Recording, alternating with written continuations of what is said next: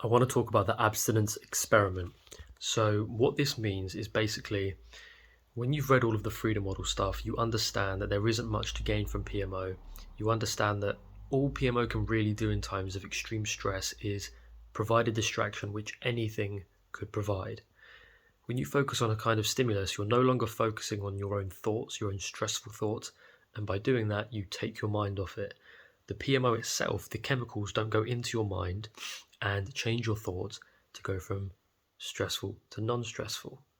But the thing is, if you believe that it does, you're going to imbue PMO with powers that it doesn't have. You're going to see extreme value to it and you're going to desire it greatly. The point being is that when you run the abstinence experiment, what you should do is once you've taken all the information from the freedom model, right, you are in a situation where you let extreme stress hit you or extreme boredom, and you think to yourself, could I be happier? Could I be completely wrong about my ideas about PMO? Could I be actually happier not PMOing? And when you open your mind to that possibility, you can confirm it through evidence, and you'll realize I'm actually happier in this moment not PMOing. I'm just more at peace. I feel better about myself. It's just better. You don't have the desire to PMO. You don't feel deprived about it, and you kind of this whole new world opens up to you, and it's brilliant. I had this when it came to drinking alcohol as well, but this was before I quit PMO using the freedom model. This was like a year and a half ago, no longer, 2 years. Basically, I believed that I needed alcohol when in a nightclub. I thought in order to be in a nightclub, I need to be drunk, I need to be drinking. Otherwise, I'm going to be unconfident, it's going to be weird. I just had this firm belief of you can't be in a nightclub and not drink. I thought that was not possible. So one night I went out with my friend who he doesn't drink, right? It was just me and him. And we went on this night out and I didn't drink beforehand. I didn't drink at the club. I just got a water or a non-alcoholic beer or whatever. And as the night went on, I was realizing I'm actually way happier.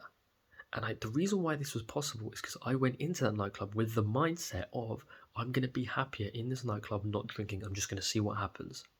I wasn't in the nightclub pining away for booze, because if I was, it would have ruined the whole thing.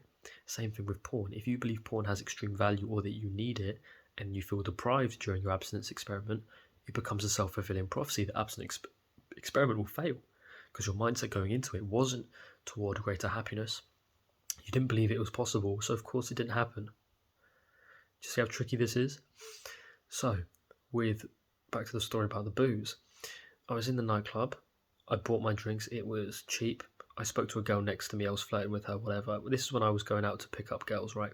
So I was talking to girls. I was confident. I was normal. I was just as confident as when I was drinking. And it just dawned on me. And I made out with a couple of girls, whatever. And then I was like, fuck, I'm actually doing really well tonight. Like, I'm performing really well in terms of the chicks. I'm not being a pussy. I'm not being unconfident. I'm feeling really good. I'm feeling in control of myself. I haven't spent much money, and that was a big deal at the time because I was a student. I was student budget. And then I went home and I didn't have a hangover and I didn't feel upset at myself for drinking, and it was great. And that moment was when I realised I can be in a nightclub and not drink. And then I went to a nightclub again and again and didn't drink. And then I was building my preference for not drinking in the nightclub. Do you understand? Are you beginning to see how this works? Because how you built your preference for porn in the first place is the same. Because you built a preference for porn, you can unbuild it. If you learn something, you can unlearn it. So essentially, what happened then is I just didn't really drink in the nightclub anymore. And with porn, it was the same.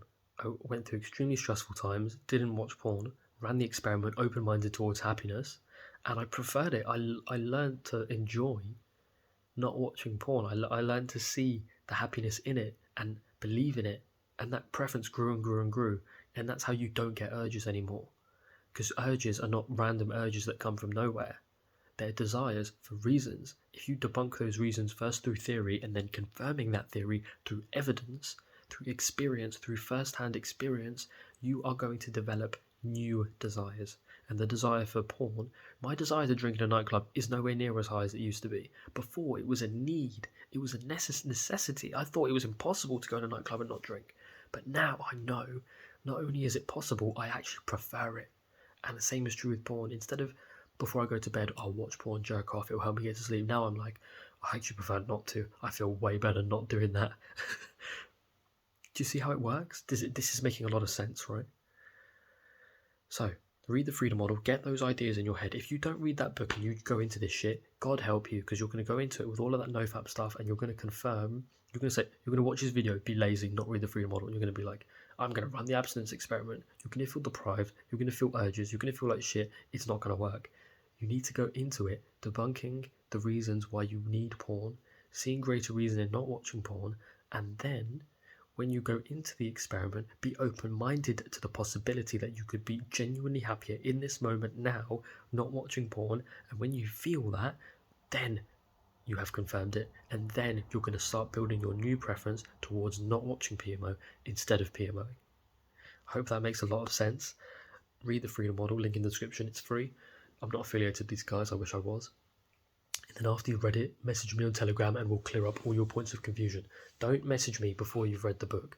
A lot of you guys are doing that, and that's calm. Like, you can message me casually, that's cool. I'm not fucking gonna bite.